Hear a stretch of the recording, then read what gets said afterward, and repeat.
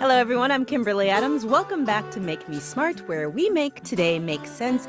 It is Friday, July the 19th. We made it through what a week.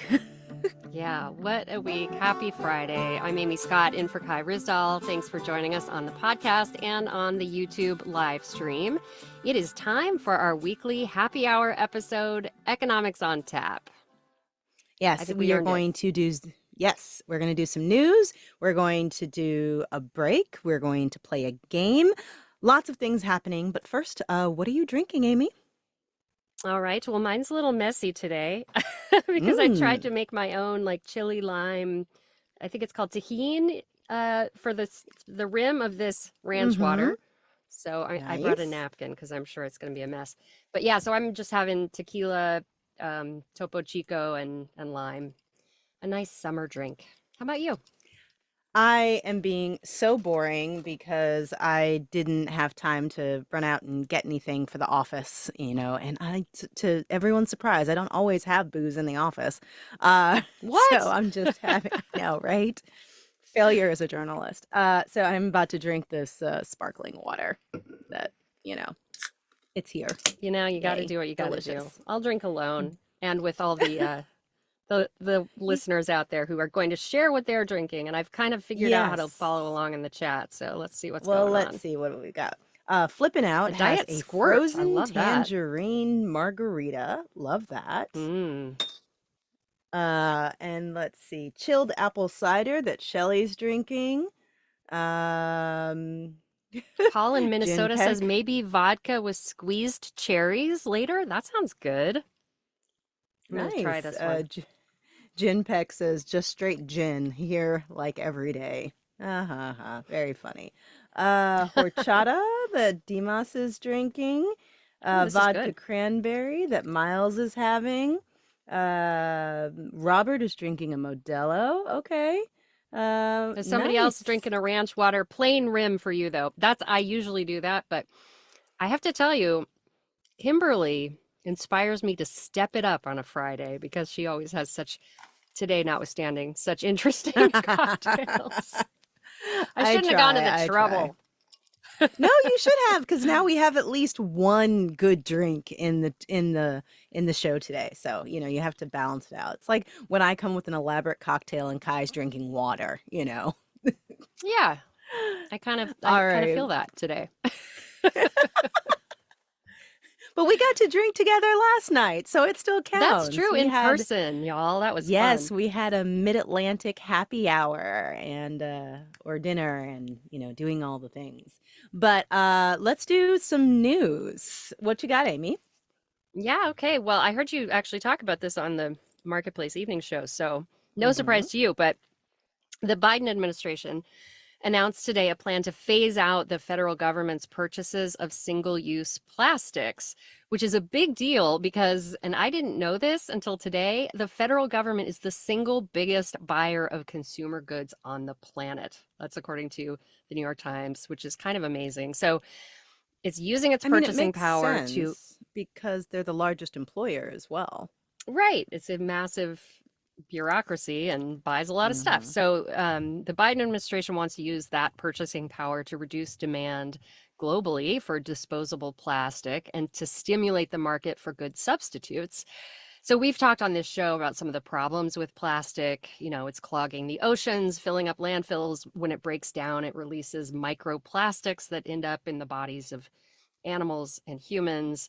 Its production creates carbon pollution that's contributing to the climate crisis and those forever chemicals known as PFAS, which have been linked to a whole range of potential health risks. So that is huge. And also, as we've been learning, a lot of the plastic we think we're recycling when we put it in our bins at home isn't actually getting recycled. So in fact, according to the New York Times, only about 9% of the plastic collected by municipal waste collection programs gets recycled. 9%. So if the world's biggest buyer stops buying single-use plastic, it could make a difference. The plan is to phase out that plastic in food, events, and packaging by 2037. And then, 2027 for them. Yeah. and then all other use by 2035. The administration also says it's planning regulations on plastic manufacturing, but of course, all of this really depends on who wins the election because another Trump president is likely to roll back a lot of environmental and climate rules, and I can't imagine taking too kindly to this move. So, TBD. I wonder how many sort of plastics manufacturers are freaking out about this right now because that's a big deal. It's a Because they huge they have deal. to, Yeah. because government contracting is such a huge industry, and the time it's going to take to wind down those contracts. You have to imagine that there's a bunch of folks getting notifications like, hey, when your contract is up, we will not be buying from you again. And that is going to be a thing, man. I really do hope that some good alternatives come about though, because I think that's been one of the struggles is for people who would like to reduce their plastic use. There just aren't a lot of really easy or convenient or pleasant to use alternatives. And Hmm. so, I hope that this could lead to some innovation. Right, But yeah, I because one of imagine the it will issues be with fought. innovation is scale, and if you Hmm. can get a government contract for your, biodegradable bamboo fork that replaces a plastic fork, then, you can lower your costs for other consumers, in the private sector. But yeah, it'll be interesting to see how it plays out. I have two bits of news. One is this very interesting article I saw in Vox. Headline: It's time to stop arguing over the population slowdown and start adapting to it. And this is based on UN demographers now expect the number of people on the planet to peak at a bit under 10.3 billion in 2084, which is 2 years earlier than the UN was predicting peak population, and considerably earlier than forecasts from just a few years before. Now, it's a lot of people still, but there is globally a downward trend in population, and there's an aging population in many parts of the world. And so this article goes and spells out a lot of the different ways that this is going to show up in the world and in the global economy with in terms of immigration. And here's an interesting chunk to pull out. Even while population growth in the world as a whole slows down and eventually reverses, some countries with younger populations and relatively higher fertility rates, chiefly in sub-Saharan Africa, will see massive growth. The result is that by the end of the century, the makeup of the world will look very different. Nigeria is projected to become the world's second most populous country after India, with a population that will more than triple to over 700 million. Pakistan's population Wow. is expected to increase by more than 100 million. The Democratic Republic of Congo, which ranks 15th in world population now, is forecast to reach 7th place with 388 million people, more than the US has today. And that is also going to matter for, what you cover, climate change, because the parts of the world that are going to see the most population growth are some of the parts of the world that are the most vulnerable to the effects of climate change. Anyway, super Yeah. interesting article with a lot of sort of predictions about what's coming down the road and what that's going to mean for politics and the economy. So, highly recommend. Um, yeah. Did you have anything on that before I move on to the other story? Well, have thoughts. I'm Go for it. that's just it's fascinating, and I think the economic ramifications are so interesting. There's been so much talk of whether one solution to the climate crisis is degrowth. The idea that we could not rely on economic growth in order to continue to increase prosperity around the globe, and so when the population slows down and you don't have as many young people entering the workforce as kind of like forced degrowth in a way, although I'm sure productivity gains that we can't even imagine will happen with technology. But I just think that's super interesting. I'll definitely read that article, and maybe we can do a deep dive on it at some point. About population decline. Yeah. Yeah. Um, the other story is one I spotted in Reuters the other day. Obviously, there's so much rumors and gossiping and I don't know how even to describe what's happening in this town around what President Biden is going to do and whether or not he's going to step down. And there are plenty of other folks to be talking about that. But what we care about is what happens to his money. Obviously, we care about more things than that. But anyway, Right. article in Reuters about what happens to the campaign money that Biden has, which has been kind of an ongoing question. The answer is we don't exactly know. Here's a section of Hmm. it. Experts on campaign finance law disagree on how readily the money could change hands. Someone from the Campaign Legal Center said that there are two scenarios in which control of Biden's money could be seamlessly transferred to a new candidate. If that candidate were Vice President Kamala Harris, or if Harris became the running mate of a new candidate. As Biden's current running mate, Harris's name appears alongside Biden's on the campaign's registration document. If she remains on the Hmm. ticket as either presidential or vice presidential candidate, the new ticket would maintain access to all the funds. However, there's some other folks who say legal interpretations might not sanction a Harris ticket taking control of the money if Biden were to drop out and before he's formally nominated by his party to appear on the ballot. And so, because if he does it before he's officially on the ballot, that could be a thing. Republicans have already said if they try to switch up the ballot, there's going to be legal challenges. So, yeah, it would Oh, be wow. rough. Yeah, so there's a lot of interesting scenarios that they play out here if you're interested in the money question in all of this. So, yeah, that's what I got. Yeah, absolutely. It's fascinating, especially since many donors have said they're going to stop giving to the campaign. It's raised questions about what happens to the money that's already been given. All Yeah, right, well, yeah.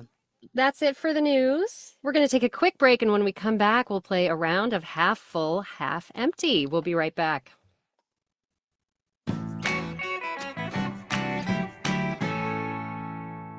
I love that you bounce to the music with me. Kai never bounces. How can you not? Exactly. It's so catchy. Anyway, we It are back. is. It's time to play Half Full, Half Empty, hosted by the one, the only, the amazing Drew Jostad. Drew, take it away. It's great to be here. Right. Are you half full or half empty on a blue screen of death? I was so glad to Oh, hear you use that term today, Kimberly, on the show. well, because most people know what that looks like, and a lot more people know what it looks like now after the CrowdStrike situation, obviously, as has been everywhere in the news, this, shut down airlines and businesses and caused all manner of trouble. I am obviously half empty on people having to deal with this mess, but I will say that as a Mac user at home, I did not have to deal with it. And through whatever technological, magicians we have here at Marketplace, it seemed like our systems were all right today for the most part. So I'm half empty, of course, on the disaster that affected people. Gosh, those airport lines, I just felt such a pang for those folks. Um, but the blue screen of death, a long time ago, I had a boyfriend who worked in the internet, the nascent internet space, and he played a prank on his company by making all of the computers have a blue screen to freak them all out. And it Oh, was, like as I the mean, of course, background? they had total panic. Yeah. So I'm half full on pranks. Sadly, today was not a prank. Ugh. All right, what's the next one, Drew? Okay, the parent company of Redbox, the DVD vending machines, is liquidating. Are you half full or half empty? Oh. Have you ever used one of those? No. I'm half, but I'm still half empty because I am nostalgic about certain technology. And a friend and I were just talking about how different it is to scan through the television trying to find a movie to watch than it was to go physically to a store and browse back in the days of video stores with VHS tapes and then DVDs, browse the what was in stock and what was available. It's kind of like Mm-hmm. going shopping at the grocery store. You don't know what you want until you see it. Um, and so I'm just a little sad because it's just another one bites the dust. But I have to say, by the time Redbox was really a thing, I wasn't I didn't need it. Yeah, I don't really have strong feelings about Redbox. I never used it. But I'm gonna say half empty because it served a smallish market, obviously, or they'd still be in business. But, there's probably folks who don't have streaming services who probably still liked using it. And I also am kind of bummed about moving away from owning anything. Like, there's so few places to, like, at this point, own the things that you enjoy, like movies and music. I was going back and I found a mixtape that somebody had made me when I was in high school that I still have. And I own it and I can listen to it whenever I want to. But now that everything is streaming, there's so much content that you sort of maintain your access to by the grace of whatever company, actually owns it, and they get to decide how long you keep it and what you can do with it. So anyway, Well, cassette tapes are making a comeback, so it's just a matter of time before DVDs get popular with the youth as well. all right, what's next? Okay, this fall will be the 50th anniversary of the cartoon character Hello Kitty. This week, people online were shocked to learn that she is not a cat. Are you half full or half empty? What? So I saw this in passing. What did they say, that she was like a third grader or something like this? She's a Like a little little girl kid? born and raised in the suburbs of London. She has a pet cat of her own. And that's I just a costume? I just don't I'm believe it. simultaneously confused and traumatized. I just So half empty then. I feel like I need to get yeah, my 10-year-old in here to be like, what?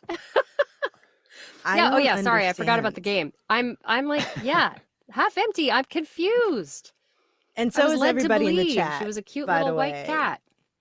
Yeah, Yeah, I'm not sure if everybody she's is wearing a also mask or confused. what's going on with that. Yeah. No, Sounds like we need to do absolutely an not. investigation here. Yeah, Oh man, empty. but I've been a Hello Kitty fan since I was a little kid, and my Oh, daughter really? is now super into Hello Kitty, and I, so I feel like I've been living a lie all this time. It was never my thing, but it's cute. It is cute. Yes. All right, what's next? This week, Target stores have stopped accepting paper checks. Are you half full or half empty? Mm.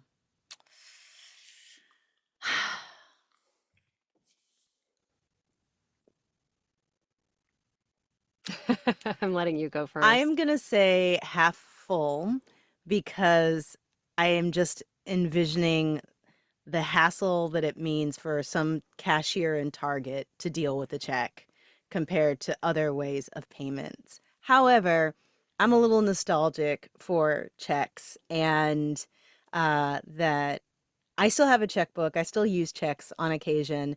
And I just remember being in middle school and we had to bring like a voided old checkbook from our parents because we actually had a class one day on how to fill out checks. Like they taught us how to fill out checks and how to like balance a checkbook. It was like a thing that we did in middle school. I remember practicing my signature over and over and over again because I was so excited to write my first check. Yeah, I mean, I guess I'm half empty because I like think about the folks for whom that may be still the way they pay, but I'm sure that number is very small now. But yeah, I mean, gosh, you're just hitting us with all this like all this change, Nostalgia. It's Drew. I can't nostalgia handle all this edition. change. You're gonna make us be like Kai and get off my lawn and stuff. I know, I'm feeling rather get off my lawn right now. I'm hip, I swear. I'm trying to think what I use checks for. I use it to pay for like parking sometimes for my building, and sometimes if I want to like send money to like a family member or something, but mostly I use Venmo. Yeah, I don't even Not know where my public, checkbook is. not like JD Vance who left his Venmo public. Was his, oh no. Well, Yeah, didn't Wired did a whole article about didn't it. Biden do that? I feel like I remember a story early in the Biden administration, or maybe when he was still running, when his contacts were public. Turn those off, people. No one wants to see what you're, well, I guess people do want to see what you're buying, but no one needs to. Yes, right. All right, is it time for the poll? It is. All right, folks in the chat, get ready to vote. What we got? All right. With the presidential debate a couple weeks ago, the assassination attempt, and the RNC, are you half full or half empty on talking politics in the workplace? Ooh, good Oh, one. yeah, especially have to highly recommend an interview that our colleague David Brancaccio did with the head of the Society for Human Resource Management on Monday about politics in the workplace and civility in the workplace in particular. And oh man, I feel like part of the reason that we have so much political polarization is that for generations, it's been considered bad manners to talk politics, bad manners to talk religion. And so many of us don't even have like the toolkit of how to talk to other people across differences, right? We just continue to self-isolate in our own, tribes or camps or whatever. And I just, I don't know. I feel like if we don't talk about these issues in different spaces, how are we ever going to learn to talk to each other about these things? Interesting notes coming in on the chat. A lot of really interesting votes. I can't wait to hear what the majority is, but some good insights, I think. Yeah, let's see. So All I forgot. We don't share until the poll we closes, don't right? share How we until the feel. end. Okay. Yeah. Let's see. Cheryl says that she works for herself at home, but is steering clear of all political talk these days. I'm your Huckleberry says, so empty, I already recycled the container. Oh, that's good. I hope they actually recycle it. Robert says, all Call full back. talking about it. That's why people feel they can be so horrible. Let's see. Everyone wants to, expat Mike says, everyone wants to talk about it at my workplace since I'm the only American in my company in Japan. I'm so sorry, Oh, Mike. wow. Yeah. So Everyone sorry, wants to know what Mike. you think. Yikes, yikes. Okay, so we have closed the poll. Half empty, 79%. Half full, 20%. What do you think, Amy? Wow. Is that a record? No, no, we had one a couple weeks ago where it was like one person voted the other way. Yeah, I would say overall I'm half empty, just because it's easy to sort of assume that other folks feel the same way, and you could inadvertently really offend someone or cause some strife in the workplace. But I do think that acknowledging the challenge of these times is important. We had a meeting earlier this week, and we have a bunch of young producers, and it was after the assassination attempt, and I just felt like I needed to acknowledge how people might be feeling and without really talking about opinions, just to recognize that this is a really hard time for a lot of people. It's a very scary time for a lot of people. And just to kind of acknowledge the elephant in the room without fanning the flames. So, Yeah. how about you, Kimberly? Ernest Bellamy makes a good point in the chat saying that, Ernest is in local government and it's against ethics rules to talk politics. Like there are some spaces where you really cannot talk politics at work. Yeah. Um, I saw someone posting I from HR and she said, or they said, definitely empty. Like, do not do this. I imagine for the HR folks, that's a hard no. Kevin Flanagan says, I have a few coworkers who have said things in the realm of politics that make me question their judgment, even for technical things. Interesting. Interesting. Yeah, yeah. Um, Paul in Minnesota, I'm an election judge, and I appreciate how folks have been saying dial it all down because volunteers are needed to keep this all working. Wow. Yeah. I think I'm gonna have to say half full on talking politics at work when you can, if you can do it with respect. If you feel like you've developed a toolkit to be able to do it and you're with colleagues who have that toolkit, we got to start having these conversations or it's not going to get any better. But it's a tough one. That's a tough one. Man, you're ending us on a Yeah. downer, Drew. Sheesh. I blame you. Well, I already revealed that she wasn't a cat, so I mean, Yeah, that's know. true. This has been Can't all get much worse all than that. downhill. You're really trying to ruin our Friday, Drew. Thanks. Let's be done.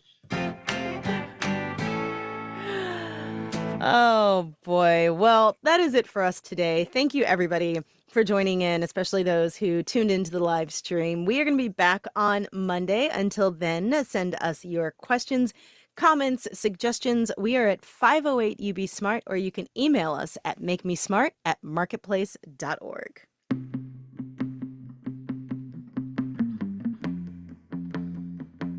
Bopping along. Make Me Smart is produced by Courtney Berg-Seeker. Today's episode was engineered by Charlton Thorpe. The team behind our Friday game is Emily McCune, Jamila Huxtable, and Antoinette Brock. Marissa Cabrera is our senior producer. Bridget Bodner is our director of podcasts. And Francesca Levy is the executive director of digital and on demand.